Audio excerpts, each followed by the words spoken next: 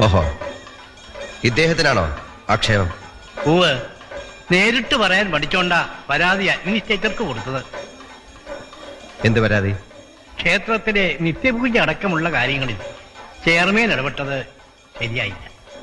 ചെലവ് ചുരുക്കാനാണെങ്കിൽ നിങ്ങൾ അതിന് വേറെ വഴി ആലോചിക്കണം. വിധിപ്രകാരം നടത്തുന്ന കർമ്മങ്ങളിൽ പിശുക്കരുത്. എന്ത് വിധി? ദേവന്റെ പേരില് തിടപ്പള്ളിയിൽ വേവുന്ന നിവേദ്യ ചോറ് തൊട്ട് പാല്, നെയ്യ്, അപ്പ, അട, പ്രഥമൻ വരെ നമ്പൂരിമാരെ ഇല്ലങ്ങളെ കടത്തുന്നോ? ഇനി അങ്ങനെ കട്ടുപിടിക്കാൻ സമ്മതിക്കില്ല. നൈവേദ്യം കൊണ്ടുപോകുന്നത് അതിനവകാശപ്പെട്ടവരാണ്. അത് തടയാനാവില്ല ആർക്കും. പിന്നെ കട്ടുപിടിക്കാൻ വന്നതാണെന്ന് നാം പറയണില്ല. തിരുവേനി, കൂട്ടം കൂടാനല്ല നാം ഇപ്പൊ ഇങ്ങോട്ട് വന്നത്. കാര്യങ്ങൾ അറിയാഞ്ഞിട്ടാണെങ്കിൽ അത് പറഞ്ഞു മനസ്സിലാക്കി തരാനാ. വേണ്ട, നിങ്ങൾ പൊയ്ക്കോളൂ. ഇതുകൂടി കേൾക്കണം. ക്ഷേത്രത്തിന്റെ മതിൽക്കെട്ടിന് പുറത്തെ ബോർഡിന് ഭരണാവകാശമുള്ളൂ. അകത്ത് തന്ത്രിക്കാ പരമാധികാരം.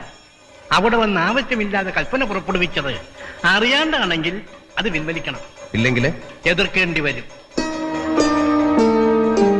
ക്ഷേത്രാരാധനയിലും ദൈവത്തിനുമൊക്കെ വിശ്വാസമുണ്ടെന്ന് ആണയിട്ട് ഈ സ്ഥാനമേറ്റത് ഇവിടെ പിരിയുന്ന പണം മോഹിച്ചാണെന്ന് പറയേണ്ടി വരും. ഇയാളുടെ അതിശയം കേൾക്കാനല്ലേ ഞാനിവിടെ ഇരിക്കുന്നത്. കാര്യം പറയുമ്പോൾ ക്ഷോഭിക്കരുത്.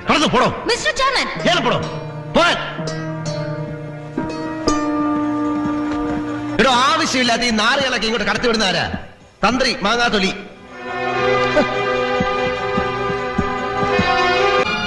ഉത്തരവാദപ്പെട്ട ഒരു സ്ഥാനത്തിരിക്കുമ്പോ ആ നിലയ്ക്ക് വേണം പെരുമാറാൻ.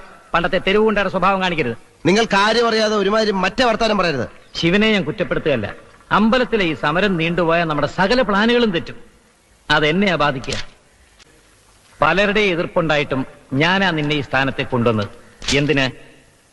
നീ എന്നോട് പറഞ്ഞിട്ടില്ലേ എന്തു വേണമെങ്കിലും ചെയ്യാം, പണവും പദവിയും അംഗീകാരവും ഉള്ളൊരു സ്ഥാനം മാത്രം കിട്ടിയാൽ മതിയെന്ന്. അതുകൊണ്ടാണ് ഈ സ്ഥാനത്ത് നിന്നെ ഞാൻ വെച്ചത്. എല്ലാം ഉള്ള ദൈവത്തിന് എന്തിനാടോ പണം? അതെല്ലാം നമുക്കുള്ളതാ.